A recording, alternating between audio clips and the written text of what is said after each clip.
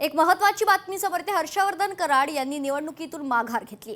छत्रपती संभाजीनगर मनपातून माघार घेतल्याची माहिती आमदार खासदारांच्या नातेवाईकांना उमेदवारी नाही, भाजपने हा निर्णय घेतला होता।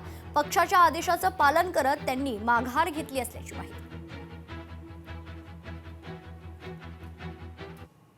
चेंबूरमध्ये भारतीय जनता पक्षात मोठी बंडखोरी पाहायला मिळते। नवीन उमेदवाराला तिकीट दिल्यानं नाराजी नाट्य सुरू आहे। वॉर्ड क्रमांक 155 मधून 3 इच्छुक उमेदवारांकडून बंड पुकारण्यात आलाय।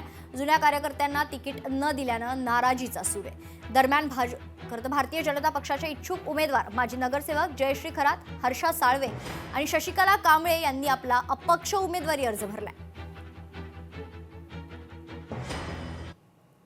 मुंबईत आरपीआय स्वबळावर लढणार आहे। मुंबईत स्वबळावर निवडणूक लढवण्याचा निर्णय घेण्यात आलाय। भाजपने आमच्यासोबत अन्याय केलाय असं आरपीआय म्हणते। जनतेच्या प्रश्नांना न्याय देण्यासाठी आरपीआय आता आक्रमक झाल्याचं चित्र आपल्याला पाहायला मिळतं।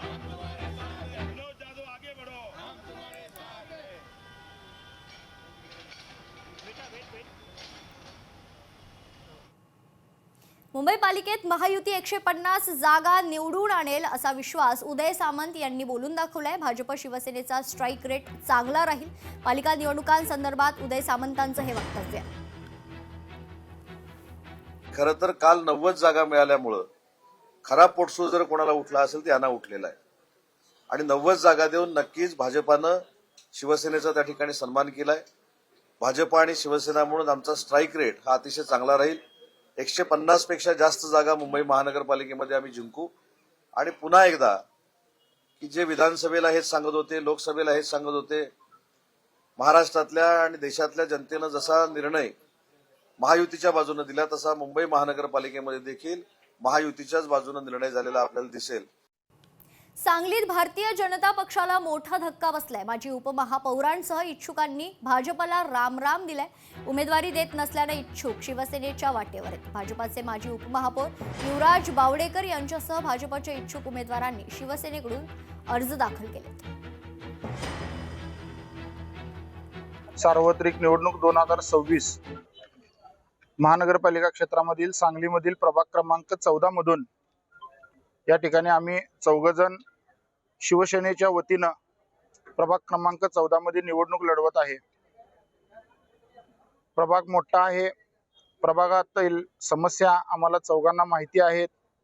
ही येणारी निवडणूक आम्ही विकासाच्या मुद्द्यावर करणार आहे। आम्हाला निश्चित खात्री आहे की प्रभाग क्रमांक 14 मधील सर्व मतदार बंधू भगिनी हे शिवसेनेच्या सर्व उमेदवारांना विजयी करतील। छत्रपती संभाजीनगरमध्ये आरपीआय आठवले गटाच्या पदाधिकाऱ्यांनी आणि कार्यकर्त्यांनी संतप्त होत भारतीय जनता पक्षाचे बॅनर फाडलेत। भारतीय जनता पक्षाच्या मध्यवर्ती प्रचार कार्यालयात महानगरपालिका निवडणुकीच्या पार्श्वभूमीवर लावलेले बॅनर फाडण्यात आलेत। याचाच आढावा घेतलाय लोकशाहीचे प्रतिनिधी सचिन बडे यांनी। पाहूया। छत्रपती संभाजीनगरातील भाजपच्या मध्यवर्ती प्रचार कार्यालयामध्ये सकाळपासूनच गोंधळ धिंगाणा राडा पाहायला मिळतोय। तर दुसरीकडे रिपाईच्या कार्यकर्त्यांनी, आरपीआयच्या कार्यकर्त्यांनी, आठवले गटाच्या कार्यकर्त्यांनी या ठिकाणी भाजपच्या मध्यवर्ती प्रचार कार्यालयाचं बॅनर देखील फाडलेलं आहे। आपण या ठिकाणी पाहत असाल तर भाजपचं भारतीय जनता पार्टी छत्रपती संभाजीनगर मध्यवर्ती प्रचार कार्यालय असं लिहिलेलं हे प्रचार कार्यालय आहे। त्यामध्ये भाजपच्या वरिष्ठ नेत्यांचे फोटो आहेत। पंतप्रधान नरेंद्र मोदींपासून तर राज्याचे मुख्यमंत्री आणि त्यासोबतच शहराचे जिल्हाध्यक्ष यांचे देखील फोटो या बॅनरमध्ये आहेत। भाजपचे वरिष्ठ नेते यामध्ये आहेत। तर त्या बॅनरला या ठिकाणी रिपाईच्या कार्यकर्त्यांनी संतापाच्या भरामध्ये फाडलेला आहे। आपण या ठिकाणी पाहत असाल तर भला मोठे बॅनर फाडलेला आहे। पोलिसांचा बंदोबस्त जो होता तो आतमध्ये तैनात करण्यात आलेला होता। मात्र दुसरीकडे बाहेर जात असताना काही मिनिटांपूर्वी या ठिकाणी आरपीआयच्या कार्यकर्त्यांनी आंदोलन केलं आणि त्यानंतर हे बॅनरही फाडलेलं आहे। छत्रपती संभाजीनगरमध्ये उमेदवारीवरून बराच मोठा संघर्ष, धिंगाणा, राडा पाहायला मिळतोय। तर अशामध्येच भाजपच्या कार्यालयासमोरील मध्यवर्ती प्रचार कार्यालयासमोरील हे बॅनर देखील फाडलेलं आहे। त्यामुळे कुठेतरी भाजपवर संतप्त झालेल्या किंवा नाराज झालेल्या काही मित्रपक्षांनी मग मित्रपक्षांच्या कार्यकर्त्यांनी अशा प्रकारचं हे कृत्य केलेलं आहे, बॅनर फाडलेला आहे आणि आपला संताप व्यक्त केला आहे। सचिन बडे, लोकशाही मराठी, छत्रपती संभाजीनगर।